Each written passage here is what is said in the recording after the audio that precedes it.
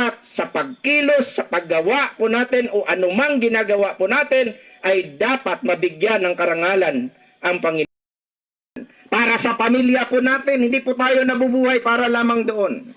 Para lamang sa mabuhay tayo dito sa lupa, para makakain, hindi po ganun ang buhay. Nabubuhay po dapat tayo sa ating Panginoon na kung saan mayroon pong layunin yung ating mga buhay, na i-priority po natin ang ating Panginoon sa ating mga buhay. Minsan kasi ay hindi na natin napapriority ang Panginoon, lalo kung busy, no? Dapat ay i-priority pa rin natin ang Panginoon. At yan ang prinsipyo ng mga anak ng Diyos.